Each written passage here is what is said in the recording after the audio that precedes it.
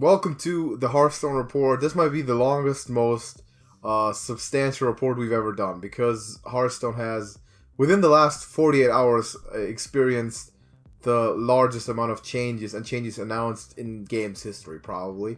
So we have a lot of stuff to come through. We got new expansion, we've got new year, we've got new class to the game for the first time ever. We have a whole bunch of new cards, new updates, everything. So we're going to get at this in a structured way. Of course, this report is released later than usually our videos are.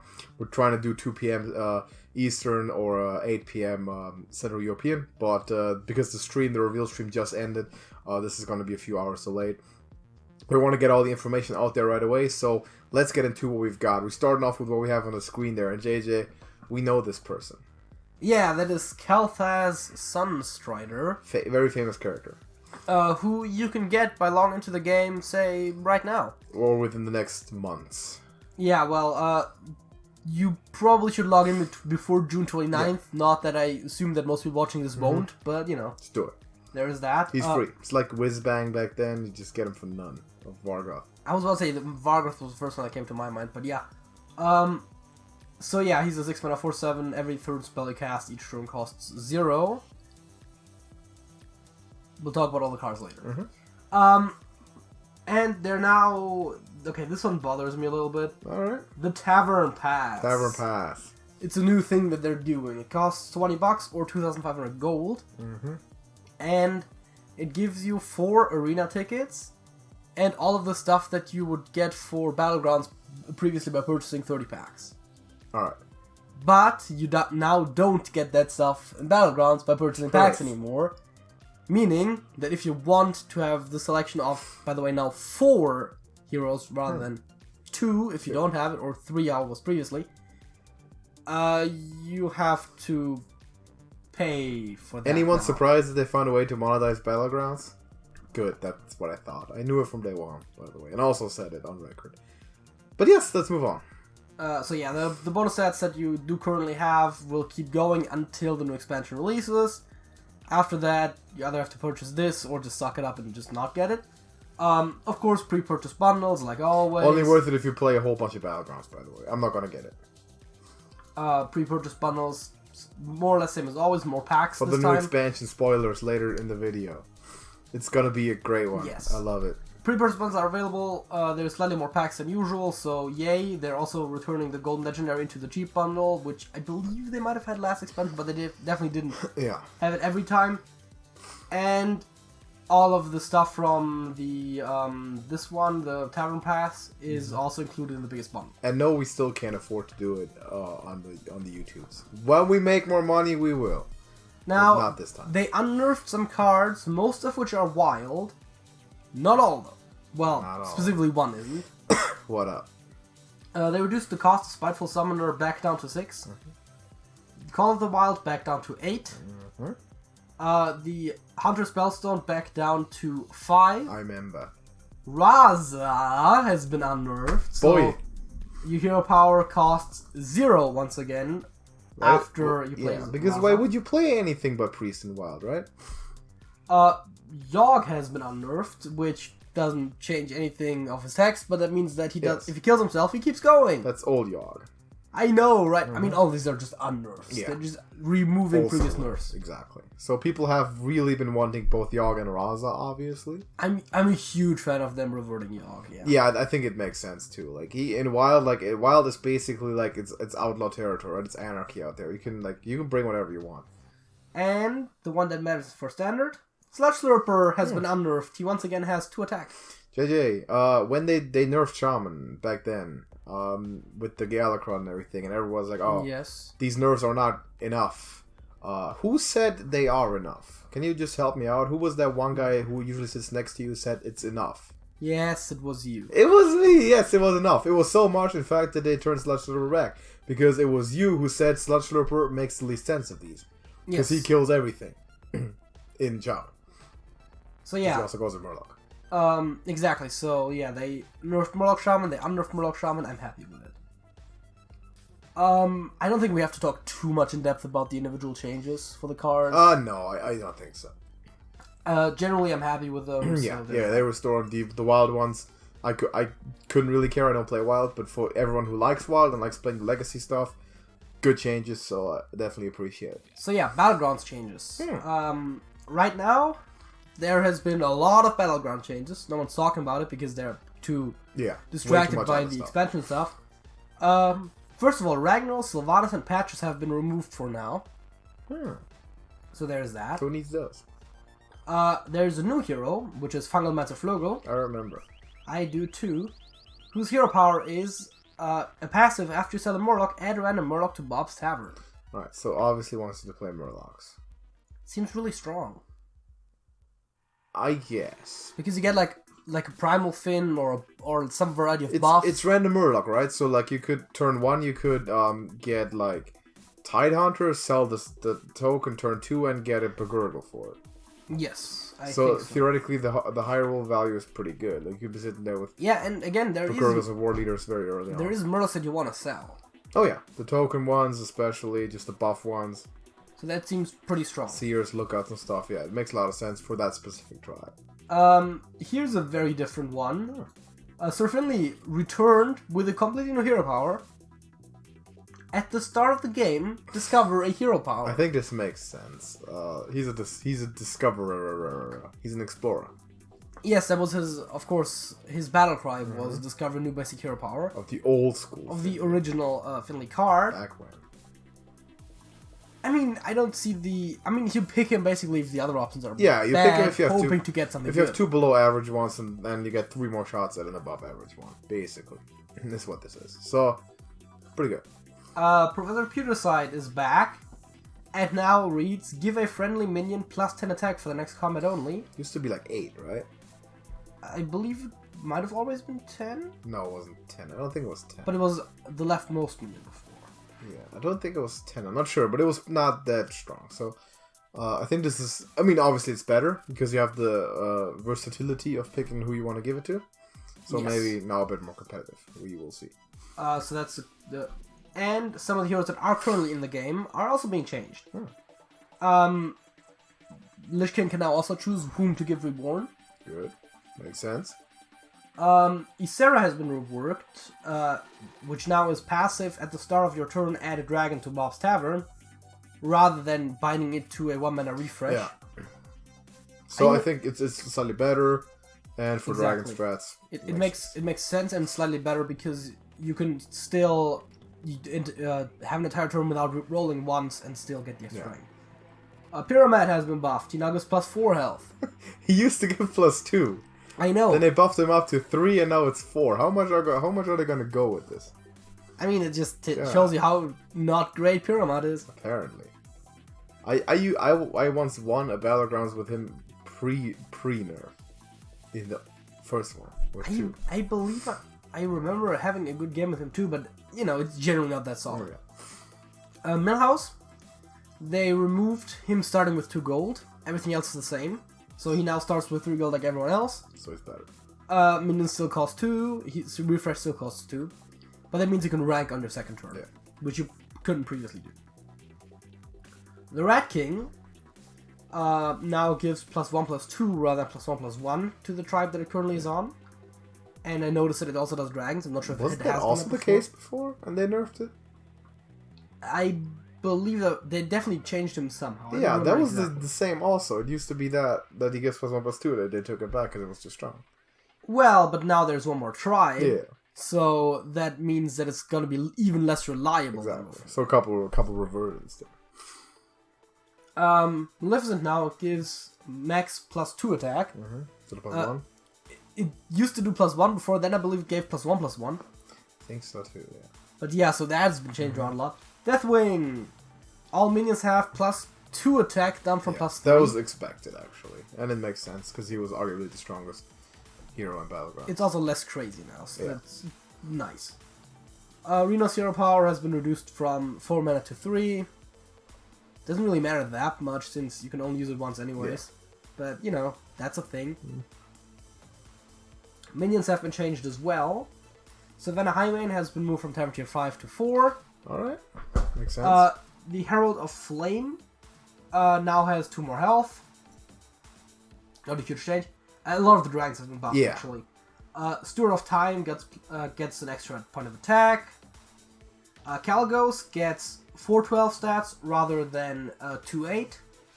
Makes sense with the dragon niche stuff. Nethrazim Overseer now has also 1 extra health. I remember him. Oh wait, sorry, 1 fewer health. 1 fewer, yeah, it's 2-4 actually. So... Slight, very slight. I mean, you're not going to keep him around much anyway. He's a buff and you sell him. So it's not going to make a huge difference. I guess in the very early game it makes it somewhat significant. If you actually play him on if you get him turn 2 or 3, then yeah, but not a huge difference in the long run. Twilight Emissary, ooh boy. Has been changed from a tier 5, 6, 8, Battleground give friendly dragon +3/+3, to a tier 3, 4, 4, give random friendly dragon give a friendly dragon +2/+2. Completely different card. I mean, it buffs. It's still a buff. Yeah, it's still a buff. Still dragon buff. But, yeah, they changed up everything about this. I don't know what... And that only came out like 2 weeks ago, so I don't know what they were thinking. I mean, the stats are worse, but you can get it a lot earlier. And I think for buffs, that is very important that you can get them early. I think so. But then, of course, it couldn't be as strong as it used to be. So, I mean, it makes sense. The really late ones, like 5, 6, you want passive effects when you've already built your entire lineup. So yeah, so you don't want... The change makes a lot of sense. It's just... It's a big one, yeah. Right, updates planned for March 26th. Because they are nerfing cards for Wild. And March 26th appears to be when rotation happens. Which is interesting because the expansion only comes out April 7th, so it's like almost 2 weeks later. Well, which means we're only going to have 3 sets of standard at the time? Well, plus classic and basic. Yeah. That's not a lot. Usually it's in 1. So yeah, Dr. Boom Genius unnerfed. Hey! Back down to 7 mana. Giggling Adventurer partially unnerfed. Used to be 5. It's now 6. Now 6, which I think is a sweet spot, because at 5 it was too strong, at 7 no one played it, so at 5 I think it's correct. Reigning Party has been reduced to costing 3 once again. A similar situation, like the one... I never liked that nerf. Well, I did like the nerf, because at the time it was too strong. I didn't like that they both nerfed this and prep. I think they could have done enough with only nerfing one. Yeah, maybe, but I like the fact that that they took care of it at least, and they'd rather, fix a broken thing a bit too much, I think. And both those cards are problematic individually, like separate from each other, so I think I like it, but I like that they're reverting it, generally. They're also reverting Reckless Experimenter. So Mechathun's on again? So cost cannot be reduced below 1 again, so it can be reduced to 0. So Mechathun's on again. I guess. Let's bring it. Yeah, but Wild is a madhouse, of course, so that's fine. It doesn't change a lot. Right, that's also pretty... Article. Wait, isn't it... Wait, go back. Raise Experimenter? So can't be reduced to 1? Or can be? Now can be again? Now it can be again. So it can be 0. It can be 0. So wait, so how is Coppertail Imposter Snip Snap not instantly winning every game? I believe it is.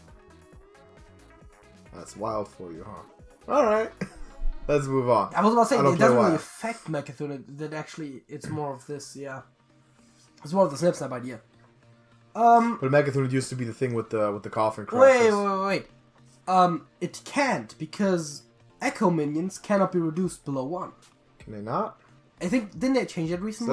Is that a rule in Echo? I don't know that. I believe they did that recently to prevent like the mech warper shenanigans. Yeah, because that would be it then. But if it's just if there's a mechanic with an Echo, then yes. But if it's not, then they would. I don't know. But that's the one thing that really prevents winning on turn 10 every time. Illidan. I don't know if you know that in the comments. Is now also in Battlegrounds. Hey, surprise. 0 power is passive. Start of combat, your left and rightmost minion attack immediately. So that means you always attack first, and you attack twice. Before your opponent gets attack. I wonder, that's the one thing I don't know, if you were to go first, they both attack, and then your leftmost attacks again. I don't know. Don't think so, but we'll see. Because that would make it, of course, significantly stronger, because otherwise you only get one extra attack every other combat, basically. And you guaranteed to go first. Yes. Yeah, that's why I said that means that basically, on average, half the time you get 2 extra attacks, and the other time only 1. Yeah. That's pretty good, though. Yeah. That's all that happened with this update specifically. Regarding mostly Battlegrounds. Yes. Let's bring in the big guys. Well, the unnerfs are wild. Yeah. It's wild in Battlegrounds. Yeah, wild. Wild is wild. The year of the Pheonix. Like anyone saw that coming, obviously. We have yet another bird year. This is what, the 4th year in a row? What did we count? Was it 3? I mean, dragons aren't birds. Dragons are birds? Ravens definitely were. Raven?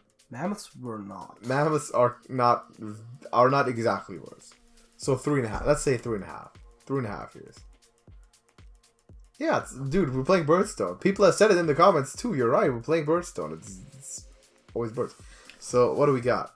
Yeah, of course there is this nice graphic displaying all of the different expansions. We're not going to speculate on that right now. No, because time is of the essence. But we're going to do that. I was going to say we're probably going to make a video about it, though. Sure, we might do it in a podcast or something. There is this roadmap with all the changes coming this year. I actually took the liberty of opening this in a separate tab. Good stuff. Well, one of the locked ones is covered by our face cam, but it's not big. So there's phases. Yeah, it's just expansions. Ah, okay. There is a lot of stuff here, but a lot of this is, like, understood, right? Like, new expansion with new mechanics. There's Tavern Brawls. There's Battleground Changes. Yeah. There's a seasonal event. There's balance updates, makes right? Sense. Like, all of this is default and... New game mode? And makes it look a lot more than it is. Yeah. Now, Phase 1, we get the Demon Hunter class. Talk more about that later. And we get an adventure during the expansion, which is free, by the way, but we'll get to that later as well. And we get the new Duplicate Protector, we'll talk about that later as well. Free Demon Hunter stuff, talk about that later. Rank Revamp, we'll talk about that later. And the Hall of Fame rotation. Yeah, absolutely. New game mode during the second expansion. New game mode. Tournament mode? Perhaps. Probably not. We'll see. That's something they can monitor. Maybe it's another multiplayer mode. Maybe it's one that actually uses constructed decks or something. We don't know. That's the thing. We'll see. And it says spell locked here, which means that there's something else that they're planning on that they're not exactly telling us. Tournament mode? Maybe. Probably not. Not both of them, at least. There's 3 locked ones in Phase 3. As I said, the bottom one is kind of covered by our face cam, but it's not a big deal. The one thing in here that isn't basic is achievements and progression. So you get to track your stats? I've always wanted that. Well, track more of your stats. We don't know exactly what that like internal win rate and sort of thing. I definitely would like if that happened. That's a thing. That would be phenomenal. Back to the main article. Well, back to this article rather. Starting with Phase 1, I guess? Yeah, I mean Phase 1, again, we talked about this, right? One of the biggest hits of the thing, right? The Demon Hunter class, I guess? Card pack changes. What up? Remember how they added duplicate protection to legendaries? You can't get a dupe legend? Yes. Yeah, they did. That now applies to all cards. So you can only get 2 cards of each type? Basically. That's good. That's good. If you get if you get 2 copies of all of the cards of one rarity, then you can get dupes from that rarity. Right, yeah. Like with Legends, right? Yes. And they also said that if you disenchant a card, that still counts towards the amount you got. So you can actually now disenchant cards and still not get those again. Ah, okay. So that's pretty cool. Again, until you've got all the cards. Yeah. And it says that golden and non-golden ones count, which is also new. Because I believe you could get golden legendaries if you did, even if you did have the regular version. So. Does the dusting thing also apply to Legends? I believe so, yes. Wow, okay. Crafting a card counts toward acquiring it, and any cards you acquire and later disenchant count as well. I like this. They should probably have a mechanic that keeps track of that in game, so I can see if I dusted this card. But I like this because this means we're not going to be sitting here launch day of every expansion pulling 17 Mulch Munchers and not getting any of what we really want. Yeah, that's good. That goes live March 26th. Which at this point is still, well, a little over a week. Save your gold, my dudes. Until this stuff goes live and comes out and everything, don't buy packs. Just hang on to that stuff. Make use of the new things we get. A free deck for new returning players. By returning, they mean someone who hasn't played in the last 4 months. So, tough luck to anyone who's actually actively playing. But anyways, you get to pick a class. You get a deck from that class. I believe it doesn't include Demon Hunter because you already get one anyways. But and they are supposedly giving you a meta deck for the class. I assume it's not particularly optimized because Hearthstone's understanding of the meta isn't necessarily great. But you just like, if you can figure out the database, you just pick the one with the most legends in it and make dust for it, I guess? Can you dust those cards? Yes. So then I guess that's what the thing is going to be. Or you just build whichever one you most want to play. Well, you could do that, yeah. But like if you're starting an account on a different region or something, why not, right? Pick the one with the most legends. I believe it also says that it's limited to one per account, so it might not work on multiple regions, but you could still make an alt account. Yeah, you have to make tunes. They are changing ranked. They're changing ranked. Big time. Like, again. Bigger time. Yes. More larger changes than before. I can't help but notice that this is vaguely League of Legends inspired. Yeah. I mean, this is very generic. Yeah. But yeah, you have you now have 50 ranks again for all players. Which means everyone starts at 50. Plus legend. Well, they don't call it 50, but yes. Well, it's 10 bronze or whatever, right? Yes. Yeah. It's Angry Chicken, for Christ's sakes. It is Angry Chicken. Yeah. They're dividing them into bronze, silver, gold, platinum, diamond, and the legend rank. Legend rank works the same way it used to. For the other ones, there is 10 ranks per league, as they call them. Whenever you hit rank 10 of a new league or rank 5, you can't drop down below that. It's still the same.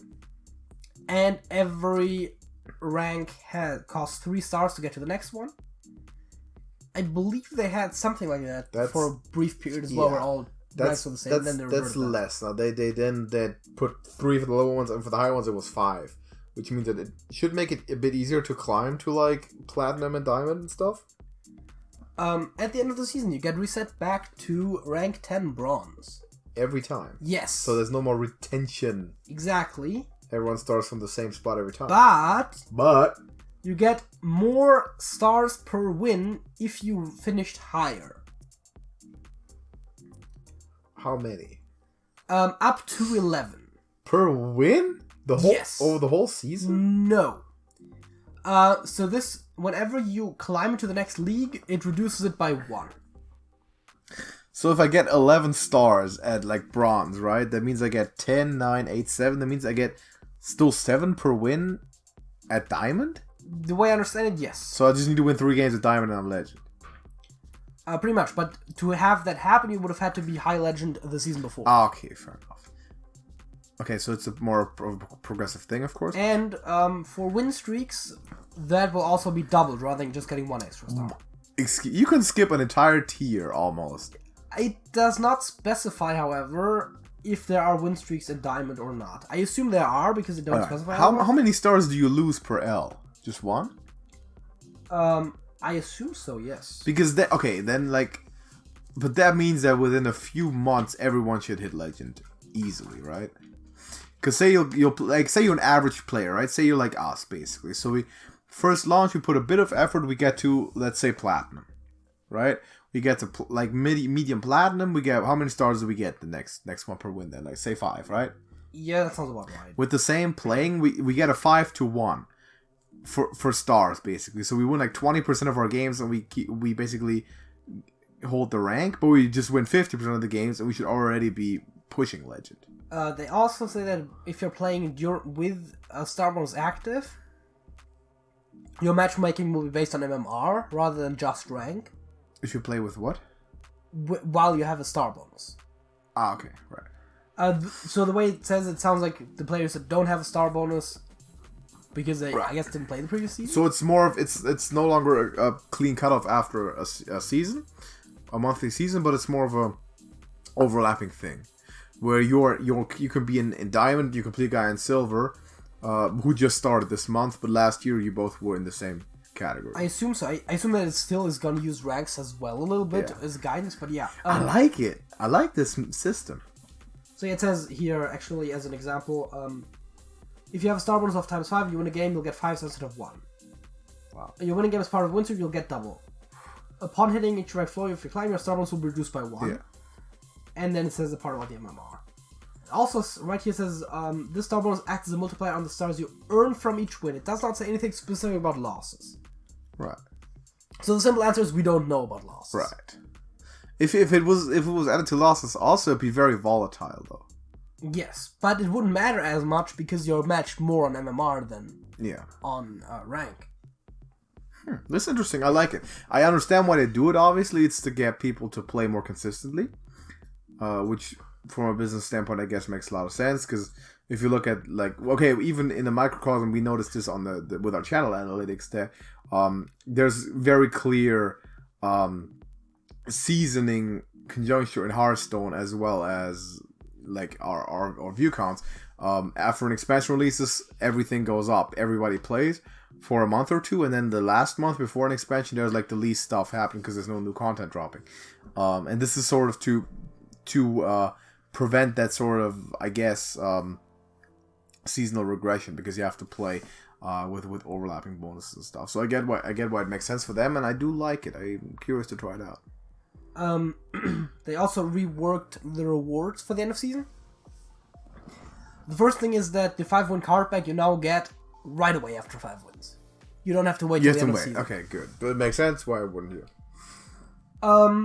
It also reworked the entire rewards you get. So, the first time you reach a rank, I believe these are, they're one time. So it's like literally just the first time you hit it, not every season. Exactly. You get, this is structured in a way, but you get that. You get this stuff. You can read the grid by Classic pack, cards, pack cards, blah blah, up to a legendary card. And the end of season rewards are also changed, so that you actually get a couple of packs from the latest expansion for actually reaching legend, for example. Yeah. Though you only get, how is the end of season reward for legend the same as for silver 10? I believe they are additive. Ah, okay, so that's good. That's good because that makes sense. Because also like the diamond reward seems low-key better than the legend reward. So if they stack, like you pick them all up on the way, that's actually really good. Because when I looked at this at home first time, I thought this makes a little sense. The rewards are very low. It looks like a lot less compared to what we usually got with the season chests.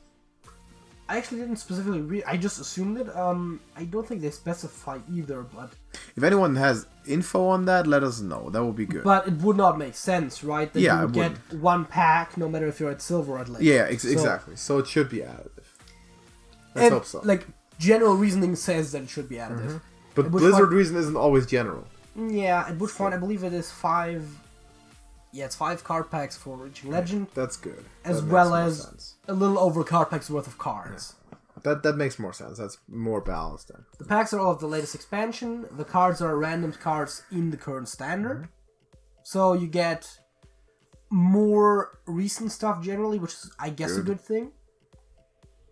They're changing Priest. They're changing Priest. They're changing everything. Priest will never be the same again, except that it will. Because it's still going to be res and control, just a little bit more obnoxious. Well, but it's not going to be combo anymore. It's not going to be combo anymore. Not that combo Priest was ever the problem. Well, it's not a problem, but it's still very popular, and especially on the budget end of sides, of course, the most playable usually. So yeah, they're Hall of Faming 6 cards. Arcanine Soul Priest. 6 cards. Arcanine, no one cares. Holy Fire. Very mildly care. Shadow Form. No one cares. Prophet Valen. Oh my god. Divine Spirit. The world is ending. Northshire Cleric. Same. World's still ending. So yeah, Combo Priest is done. Valen, I don't... So I have a Golden Valen, so I can't say I'm against this, obviously. I don't play him either. But why Valen? I mean, they said the whole thing about like class identity, and it's not necessarily cards that are too strong. It's just they want to rebuild Priest, and to do that, they removed the cards that they don't like and added cards to replace them. As a control class. Yeah. I feel like Valen fits that pretty well. Maybe it's like because Valen's a combo tool sometimes. We can't print stuff like Gallery because Malagos and Val, and then stuff happens. I don't know. But I guess that's what it is. So yeah, combo's gone. Obviously, Northshire Cleric was a very strong control tool. Is gone. But I think the main problem with Priest, mostly in Wild, but Standard also is still gonna persist, which is the super heavy big Resurrection Priest. I'm not sure if that's what they understand as control, but if that's what they're trying to shift Priest towards more, then Lord have mercy on all of us. I mean, all of the control cards are from expansions, so in Standard, like, the stuff can rotate out. As fast as possible. It's arguably the most disliked deck in Hearthstone at this point, and has been for actually ever since it's been. So we got a bunch of balance changes for Priest cards as well. That means a change, Power Word Shield is arguably getting worse. Mm-hmm. It's now 0 mana, give a minion +2 without the draw, +12. Why? Well, because it was very strong before. It was very strong, but like the card draws really... And they didn't like it as an auto-include. Alright. Shadow Word Death now costs 2 mana instead of 3. That's control-ish. Holy Smite now deals 3 damage to a minion rather than 2 damage to anything. Control. Holy Nova now... Costs 4, right? That's changed. Yes, it costs 4. And it doesn't deal damage to your opponent's face anymore. Right. So also that's removed.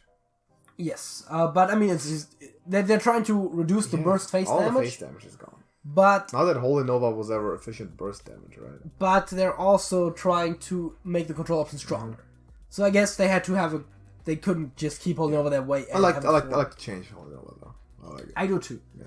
The Holy Smite change I actually like as well for a control class. The Power Word Shield, of course. It also explains why they rotated out Mind Blast last time. Remember that when that was gone? Yeah. They were like very much shifting that way. Shadow Madness now costs 3 mana. I believe nothing else changed. Nope. Temple Enforcer now costs 5 mana rather than 6. It makes a lot of sense. It's always been pretty. And Thought Steal costs 2 instead of 3. Also makes sense. Still probably not going to be fantastic. Yeah, but at that point you're getting 2 cards for 2 mana, you might not hate it. But Temple Enforcer isn't horrible anymore, so that's something. At least in the arena. I mean, yeah, Temple Enforcer has vanilla stats with a beneficial battle cry, so it might actually see play. Be good. That's good. Shadow Madness, I'm not so sure. No, probably still not. Thought Steal, probably not, but it depends on what other cards they print that might work with it. See. Are we gonna be seeing Highlander Priest again with like Zeph and Alex? Maybe. Holy Nova seems better. Overall, Holy Smite seems better for control decks. Shadow Word Death is strictly better. Power Word Shield is worse. Yeah. So, new Priest cards to replace the Hall of Fame ones. There's new cards. 6 of them. What we got? So, we get Psychic Conjurer. 1 mana, 1/1 battlecry, add a copy a card in your opponent's deck and add it to your hand. So it replaces Cleric? Yes. And it's once again adding to the thief element, well, the copy element of Priest. Thought Steal, mind fuckery. In conjunction with Thought Steal being reduced, there might be something that they're trying to push a little bit more. Maybe. I don't know. Power Infusion. Give a minion +2/+6 for 4 mana. Valen's Chosen comes to mind. Power Word Tentacles. It's literally 1 cheaper Power Word Tentacles. Is it? Oh, is it exactly Power Tentacles? What was Valen's Chosen? Was it some? +2/+4 and spell damage +2. Spell damage, right? That's what it was. Yeah, looks pretty. It's 1 cheaper, but it's Tentacles. Yeah, Tentacles wasn't very strong either. Well, yeah, but they can't really make cheap health buffs with Divine Spirit being a thing. Without Divine Spirit being a thing now, they can. It's more sustainable. I mean, this is literally the replacement for Divine Spirit. Yeah. Cool Tyrann Chaplain. I think. Yes. Yeah. Is a 2 mana 2/3 battlecry. Give a friendly minion +2 health. Okay, so this is pretty strong. I mean, this is a pretty good card. This is early game Temple Enforcer. Yeah, this is pretty good. This is Beaming Sidekick. Yeah, in arena this is dominant. It's not bad. And it's decent enough in standard. Again, they're now printing more health buffs for Priest because Divine Spirit is out. They can. Which, by the way, means you could maybe still play an Inner Fire deck, but it's a lot harder. Yeah, you can do it. You can go nuts with it in Wild, maybe.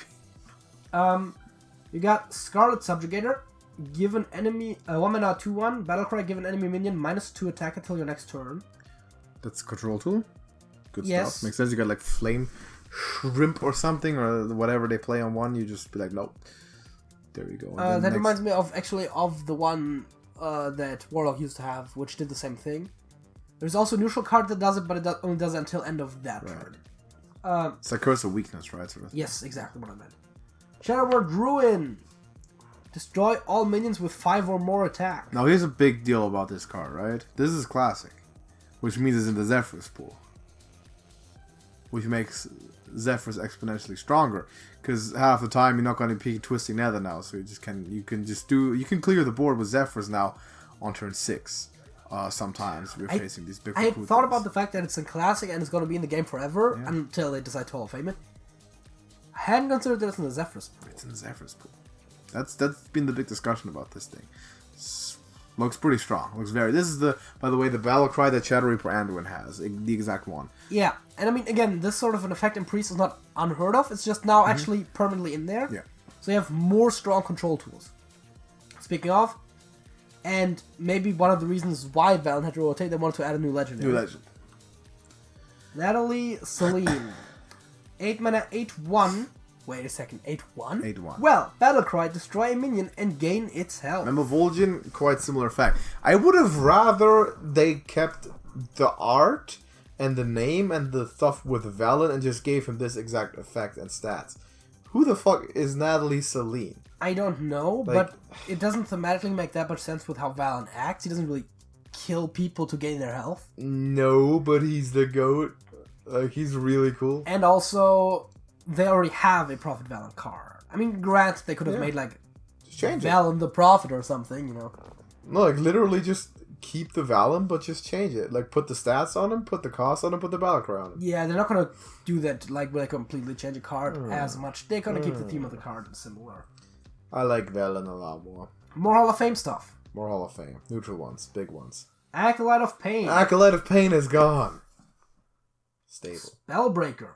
Spellbreaker is gone. I guess people are going to be playing Iron Beak Owl. Yes, people like the owl stuff.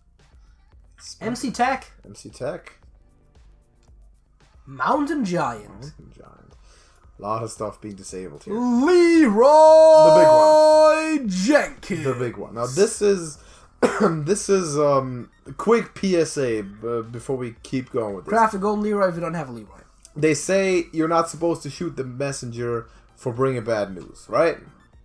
You should, however, applaud the messenger for bringing great news. And analogous to that, leave a like on this video because we told you that Leroy is going to the Hall of Fame. Everybody like this. Drop a like, because we the messenger. Like on the video. We'll give you 5 seconds. Do it right now. Just scroll down. Click. Full screen again. Alright, let's keep going. What do we got? Leroy Jenkins is rotating to the Hall of Fame. Yeah, it's rotating to the Hall of Fame. By the way, all of the Hall of Fame cards, the strategy is if you don't have them, craft them golden if you can. Because of full dust. You get the full dust for the card, and you can then still disenchant it if you don't play wild. Most people have Leroy. You don't get dust for golden and regular copies. You only get it for as many as you can play. Mm-hmm. But if you Could you dust your regular one, then craft the golden one? Does that make sense? If you have the regular one already? Do they allow it? I mean, you can, it just doesn't make sense. Alright. Because then effectively you're reducing your profit from 1,600 to 400. Yeah. And it's going to be the same if you just keep the regular one, right? Yeah. So it doesn't make any difference. So yeah, generally that is for all of the cards except for the basic ones. Those seem like cards that everyone has regular copies of, though. So I don't think much of Mountain it. Giant? Yeah. Very, very much played cards. Valen? Not necessarily Valen. I have a golden Valen already, so kind of, yeah. Like Shadow Form? Okay, not that. But the basic ones are the neutral ones, I want to say. I mean, they're generally just, general as a thing. Don't craft anything if you have them in any form. Craft golden ones where you don't have any. Also craft a dupe, right? What? Yeah, I mean... You only have one craft a dupe. Well, for the non-legendaries, yeah. Velen bringing the profit, man. Now, with the Year of the Pheonix, there comes the first expansion. The first expansion! Ashes of Outland. Hell yeah, I like this. I do like this I like as well. this. JJ likes Demon Hunters. I do like Demon Hunters. A lot. It's my favorite Hearthstone class. Is that a fact? Well, I mean, I haven't played it, but it looks pretty cool. Not one game. But yes, it looks really cool. Demon Hunters are also cool in WoW. I just can't wait for the fucking nerfs for all of the Demon Hunter cards, like 2 weeks after they start being in the game. We'll see. Some of the cards look insane. Some of them look pretty good, yeah. So Ashes of Outland is the name of the expansion, the new one, the Year of the Pheonix, and we are officially hyped. Like, TrashcanTV status hyped. Because Outland is a cool place, and the thematics are a cool place. And we're switching planets out here. We're going to somewhere. So, first thing you mentioned already, the Demon Hunter. The hero power is 1 mana. That means you can play it on turn 1. Plus 1 attack this turn for a hero. It's Druid, but without the armor. Exactly. And it's 1 cheaper. And they're brothers, which is fun. Yeah, that's presumably why. Illidan and Malfurion are brothers. we need other Druid heroes are female. We need alternate heroes for Demon Hunter. Well, I think they'll come eventually. Yeah, probably. So this class is going to be in the game.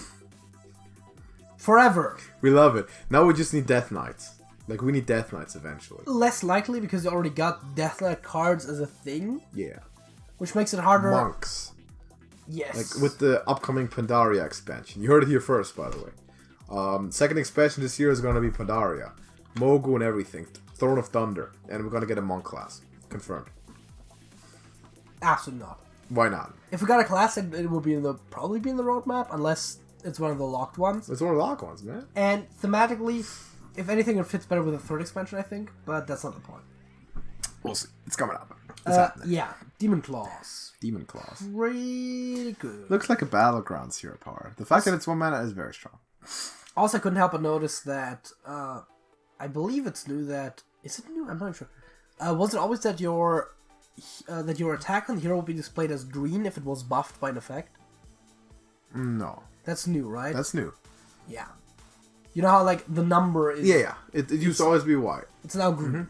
Mm-hmm. Ooh, it's not green. That's cool. You know how when you buff a minion, it's also... Yeah. That way, so yeah, that makes sense. That's good. I like it. New cards, I'm going to just skip over those, you know. We'll get there. New cards for the expansion. We'll get there. The Tavern Pass we talked about, pre-purchase, blah blah blah, login to get Kel'Thas. Here we go with interesting stuff. Launch quests. Chain. Yes. Anyone play WoW, you know all about quest chains. By the way, this is the sort of the WoW equivalent, the Hearthstone equivalent to the Burning Crusade expansion. They literally say that everywhere, yes. Which is awesome. April 7th, the first day of the new expansion. Play 25 cards in play mode to earn an Ashes of Outland and Descent of Dragons pack. Very hard, but doable if you put your mind to it. April 8th, play 3 games in play mode as Demon Hunter to earn an Ashes of Outland and Savers of Ullum card pack. Just grind it out, it'll be worth it at the end. April 9th, play 20 spells in any mode to earn an Ashes of Outland and Rise of Shadows card pack. Gotta just put the work in and make it happen. So, might take a few years, but just do it. 3 Ashes of Outland packs and 1 of each other Year of the Dragon expansion. Pretty good. We'll take card reveal, blah blah blah. Schedule, right. There is a new solo adventure coming before the expansion starting April 2nd to unlock the Demon Hunter and its 10 basic cards, as well as the 20 cards from a new set. That means everyone should play it. As well as the 20 cards from the new set that are just Demon Hunter cards. Interestingly enough, Demon Hunter does not appear to get cards in the classic set. Alright. Which is a little odd, I think. Yeah, that's weird. So that there's less class cards? No. So all basic? There is 10 basic cards. Alright. And there's that new set with 20 cards. Right. But more importantly, during the Year of the Pheonix, every set will have 15 Demon Hunter cards. Ah, okay. But 10 of all the other classes. So fill it up that way. So once the next rotation happens... by the way, the Demon Hunter Initiate cards that you get for free with the Demon Hunter Adventure rotate with Year of the Dragon. Mm-hmm. So that means that at the end of the Year of the Pheonix, after rotation, you're going to have the exact same amount of cards for all the classes. Alright. Because you have 15 class cards in Classic and 10 in each expansion. But what if they rotate again? I assume either they'll keep the 15 per expansion thing up. Maybe. Or maybe they'll add Classic cards eventually. But that would wouldn't that also mean that like at the beginning of the next year, Demon Hunter only has 15 cards? It has and 45. the 20 and the 10. 45 from the different expansions. Yeah. From the Year of the Pheonix. Yeah. And the 10 basic ones. Right. All the other classes will have 10 basic, 15 classic, and 30 from the expansions. So we'll see how they handle So it. at the next rotation, they'll have exactly the same amount. So we'll see how they handle it. Maybe they'll keep them, they'll just introduce them and then later import some as basic or something. But eventually they'll probably have to establish a basic card pool or classic card pool for. You would think so, right? I would think so, yeah. On top of the introduction adventure, there will also be a new adventure during the expansion, which is later in the expansion cycle, presumably around halfway through, where Illidan and the Demon Hunters will take offense against the Rusted Legion, which is part of the theme for the expansion. The Rusted Legion? Yes. What's that? They're like technologically upgrading shit and like rezzing dead people and giving them tech stuff. Oh no, come on. It actually looks pretty cool. Oh, Christ. So that is free, so presumably it's maybe like the dungeon runs, we don't know. And you are gonna play it, and so are we, to get this Demon Hunter class. No, that's the one before the expansion. Yes. There's two adventures. One leading up to the event, adventure, and one halfway through. And both are free? Halfway through. Yes. Yeah, playing both. So, what's free you played, why not, right? That brings us to the final thing for today. Hey. We probably forgot to mention something, but, you know, bear with us. New cards. New cards. We're starting with the Demon Hunter basic cards. And yes, the Demon Hunter card design is uncomfortably similar to the Hunter, so it's going to be tough in the future to distinguish at first sight. Deal with it. It's really not. It kind of is. It's green. It's a dark green version of Shaman. Especially the spells. It's like, oof. It's like tough. I mean, they're significantly darker. Not significant. If you look at the Hunter ones there. It's, the spells, they are pretty similar. I don't think so. Like, you really gotta look at it. Mostly the art's gonna give it away. But yeah, we're gonna go through all the new cards that were revealed. Not in as much detail as we usually do, because this thing is running for like over 3 hours or something. So, what do we have? Start with Demon Hunter, I guess? Yes. Class identity, maybe, for Demon Hunter? The Demon Hunter basic cards are Chaos Strike. 2-mana spell, give your hero +2 attack this turn, draw a card. Pretty good. Temporary attack buffs are a big theme in this. 3-mana 2/3 weapon, Aldrachi Warblades with Lifesteal. Noteworthy that you have a lot of ways to buff your attack, of course, so you can heal big chunks with this if you really want. There's 3-mana Coordinated Strike, summon 3 1/1 Illidari with Rush. Those Illidari tokens are also a key part of that class. Yes. Kind of like Treants are for Druid. Yeah. There's the 3-mana 4/2 Demon Satyr Overseer. After your hero attacks, summon a 2/2 Satyr. And your hero attacks a lot. So yeah, I mean, you can play it on turn 4 in conjunction with the hero power, and you get a 4/2 and a 2/2. Yes. Seems pretty good. Soul Cleave. 3-mana spell, Lifesteal, deal 2 damage to 2 random enemy minions. It's just Cleave, but they added Soul, and therefore it has Lifesteal. I mean, yes, Cleave with Lifesteal for 1 more mana. What can you really say? Chaos Nova. Deal 4 damage to all minions for 5 mana. Pretty good.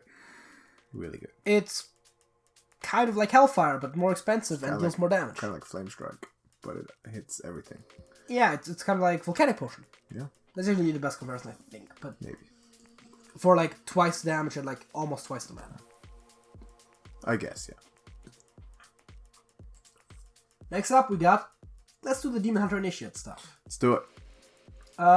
There's 20 cards in this. Right now there's 16 revealed. There's, of course, 10 basic cards, as I said. There's only been the first 6 revealed. Oh yeah, by the way, if you haven't picked up on it, the identity of the Demon Hunter is to attack with your hero. Yes. And swarm the board. They also are supposed to not have a lot of card generation. But draw. But rather draw, so that fatigue is another weakness of them, potentially. Blur.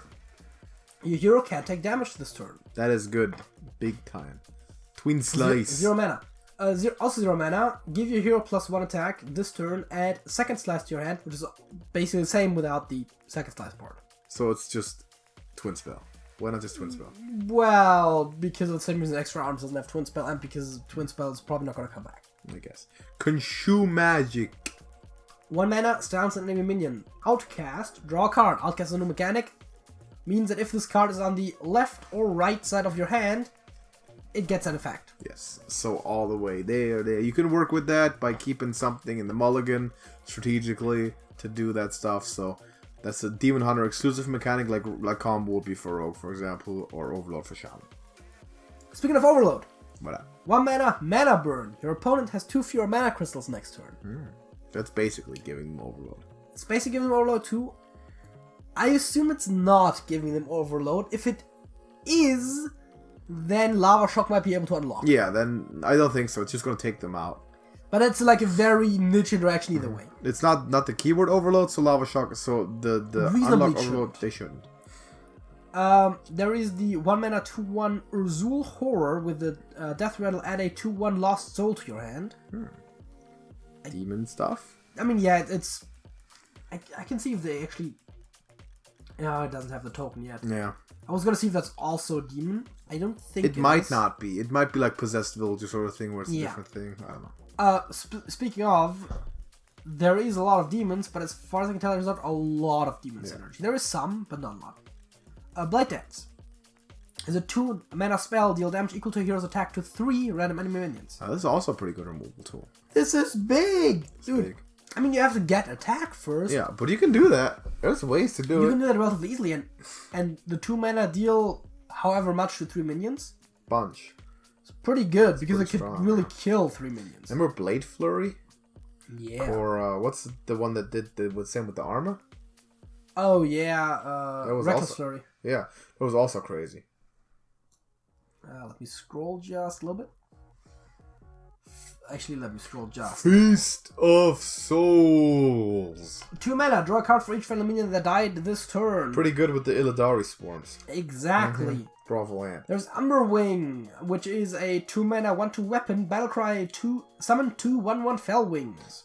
Fellwings are presumably demons? I believe they're demons. Yes, they are. This is a pretty good play on 2. Maybe even 1. Yeah. Eye Beam is notoriously a very strong ability in WoW. And so it is here. Lifesteal, deal 3 damage to a minion. Outcast, this costs 0. Zip. It costs nothing. And that's gonna happen a bunch because this is a classic top deck card, right? Yeah, you draw, you play it. You swarm, like you basically play like 2 turns to swarm the board. You're like, I'm gonna kill next turn, and bam, he draws this and obviously plays it, right? And you're done instantly. And this card is gonna just. This is okay. If there's such a stat as most concedes after a certain card is being played, this is the type of card that would lead that statistic.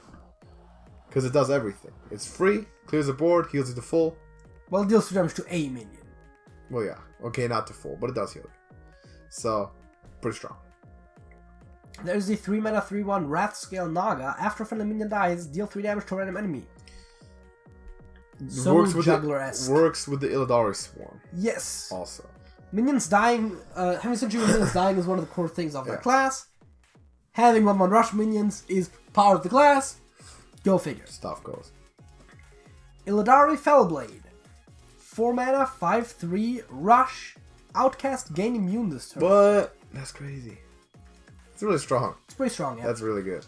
4 mana, 4/4, Raging Fellscreamer. Battlecry, the next demon you play costs 2 less.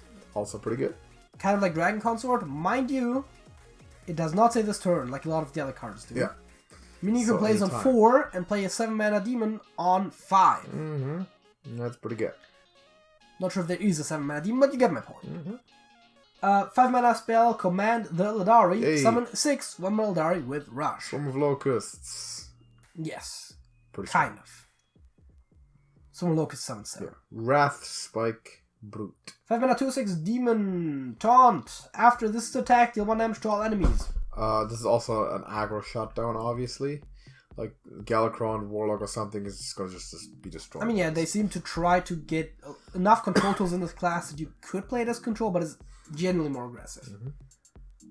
Flame Reaper is insane. 7 mana 4/5 weapon also damages the minions next to whomever your hero attacks. Remember the last weapon that had that? Maybe? Was it called Shadowmourne? Yes. The one that came with I wasn't sure if there was one in between. With Death Knight Garrosh. No, was it? No, it wasn't that. It was Death Knight Garrosh, right? Yeah. Yeah. Yeah, that was crazy. Like, this is really strong. Yeah, pretty strong. And you get so many swings, you can buff the attack for it. Like, this is gonna like kill 3 minions every swing. Hero power already at 5, yeah. And then the slices and stuff. Mind you, all of these cards rotate by the end of the Year of the Dragon, so those are not classic cards. Yes. Which is again, surprising to me that they don't instead just add 50 classic cards. End of the year of the dragon? Well, with the end of the year of the Pheonix, yeah. They rotate alongside the year of the dragons. They stay for 1 year. Yeah.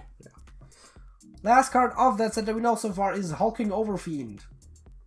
8 mana 5/10 demon. Rush after this attacks and kills a minion. It may attack again. Batter hat.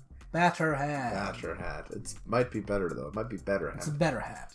This is a better hat than batter hat. Crazy. And it's a demon, which means it has synergy. Mm-hmm.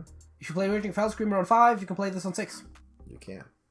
That's pretty strong. Actually, if you play Raging Fell Screamer on 4 and 5, you can still play this on 6, but for like 4 mana. Yes. That's good. Pretty strong. Coin 1 on 3. Yeah. You can figure something. Yeah. There's a lot of good tools here. There's one more thing to look at, of course. The rest of the cards? The actual Ashes of Outland cards.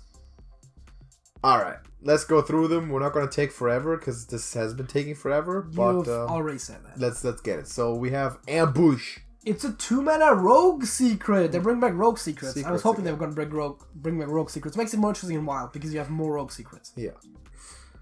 Secret. After your opponent plays a minion, summon a 2/3 Ambusher with Poisonous. Ooh, I don't know if I like this. It's a pretty good 2-drop minion, but it's delayed. It makes sense. It's balanced. Rogue should not have secrets.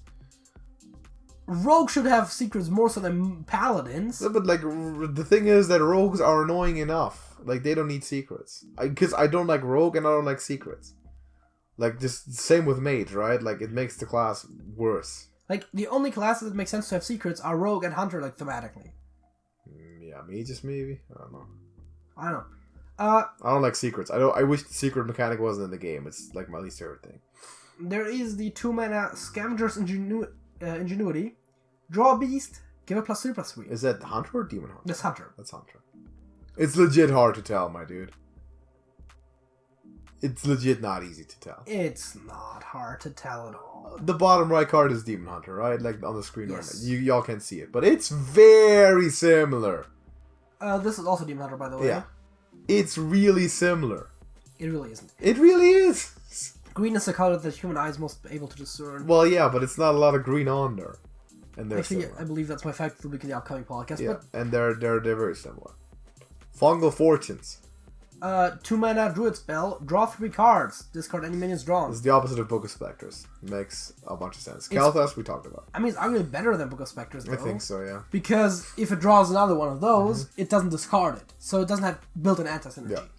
Yeah, Kalthas we talked about is pretty good, though. Yeah, I mean, you can make stuff happen with it. Just play it.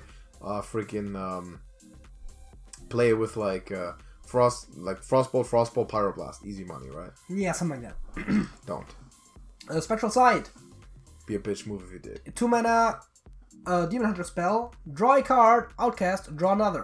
Pretty good, I think. You play it right away, right? Sort of thing. Yeah, 2-mana draw 2 is pretty good. If you can't play it right away or you don't want to, it gets worse. It's okay. Furious Felfin. Now this is Demon Hunter. The minions, they can definitely tell, but the spells are tough. 2-mana 3/2 Murloc. Battlecry. If you hear attack this turn, gains +1 attack and rush. Why in the world does it have to be a Murloc? I don't know, but it's a 4/2 rush for 2. It's almost offer, for God's sakes, and it's a Murloc. It's the fucking parrot that what's his face summons. Yeah, but it's a Murloc. This guy's a Krag. Yes. This Pit Commander. Let me actually. Yeah. Can I? Nah, I'm probably allowed to do it twice. But anyways, Pit Pick. Commander. 9 mana, 7/9 demon taunt. At the end of your turn, summon a demon from your deck. It's also the Demon Hunter. Really good. Pretty good, yeah. Seems pretty good, yeah. There's not a lot of big Demon Hunter demons that we know of so far. Yeah. But there's other big demons. I mean, there's generally big demons. I mean, there's neutral. There's a couple. Like Siege Breaker and stuff. There is some stuff. Because the problem is that most strong demons are in Warlock, of course, which you can't put in your deck.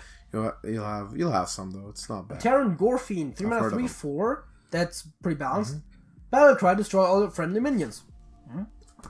Death Rattle, resummon them with +1/+1. So the point of this is to kill it instantly?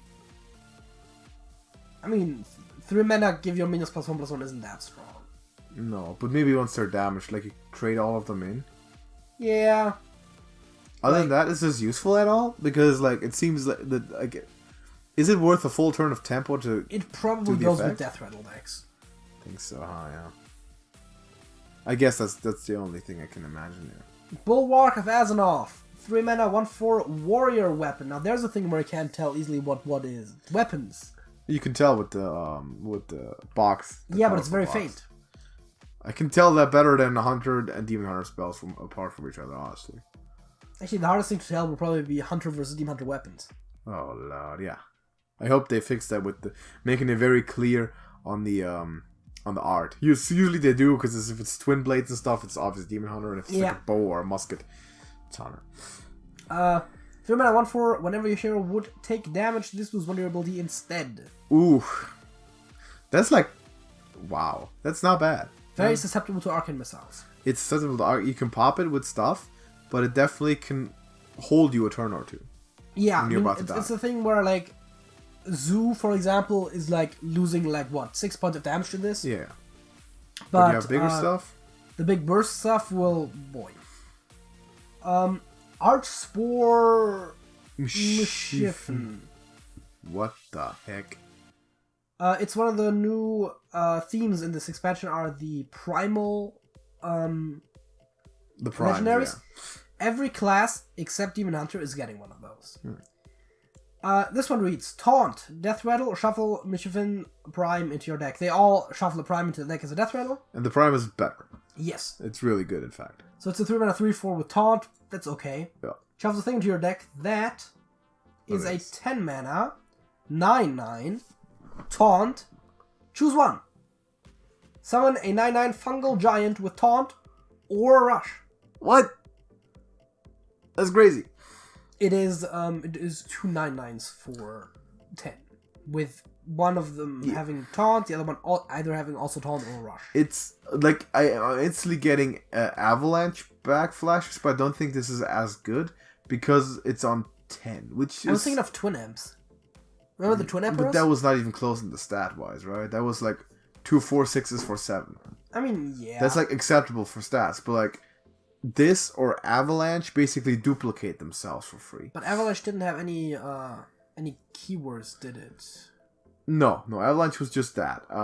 Stat-wise, a monster, but you have to have the elemental chain, and so far, thank God, the standard meta hasn't changed. Also, the rush option is very worth considering. Yes, like, both of those are incredible. So this, yeah, the prime ones are supposed to be very strong, obviously. Imprisoned Satyr, there's another thing. Dormant for 2 turns, that's all the imprisoned demons. I assume every class is getting one, I don't think we've had any official confirmation on that. Dormant for 2 turns.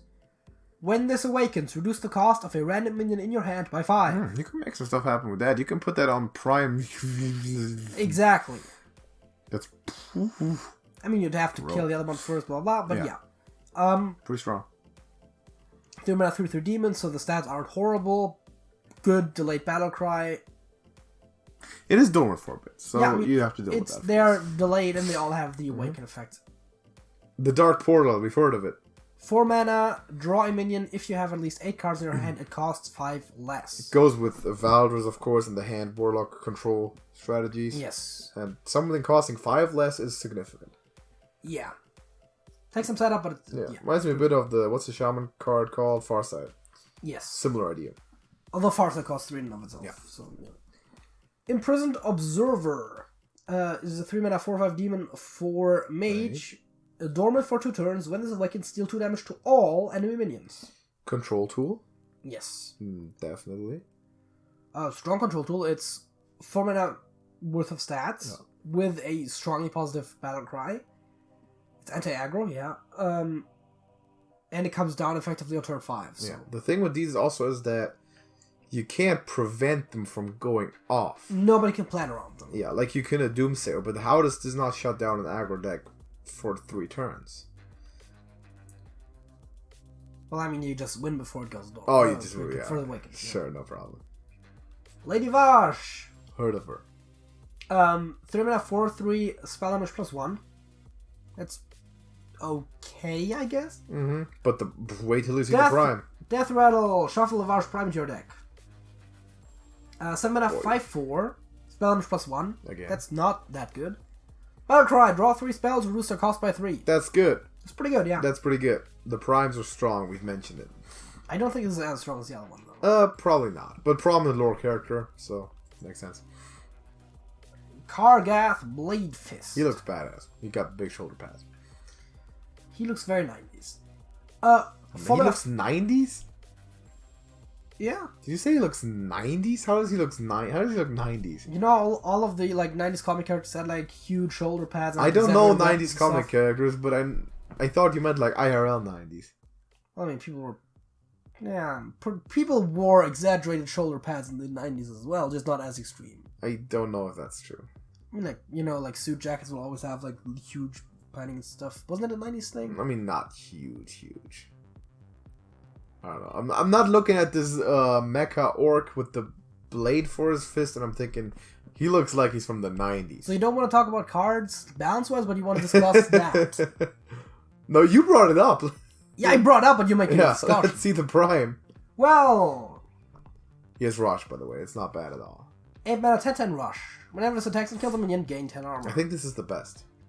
It's an 8 mana 10-10 Rush. You can't really complain, without the effect. And it gains you a bunch of armor. And even the 4/4 is a good card. Yeah. So, yes, this is a good one. Control Warrior. Definitely. And we get a legendary spell for Demon Hunter. Metamorphosis. 5 mana Metamorphosis. Swap your hero power to deal 5 damage, which, by the way, still costs 1. After 2 uses, swap it back. That's really good. So it's a delayed Pyroblast. For 5 mana. It's a delayed Pyroblast. Now, noteworthy, of course. Well, 7 mana total. Yeah. Clockwork Automaton and the Black Hole Pixie rotating out before this really comes to grip. Which is, I guess, important. Yes. So that's a reason that they can even do this. But in a while, it's probably someone's gonna be insane and make it happen. Warglaives of Azzinoth. Famous. 5 mana 3/4. After attacking a minion, your hero may attack again. Pretty good. Clears up small stuff. Or big stuff if you buff it. Or big stuff. stuff. You can't buff the weapon, but you can buff your attack temporarily. Wasn't there once a weapon who did this too?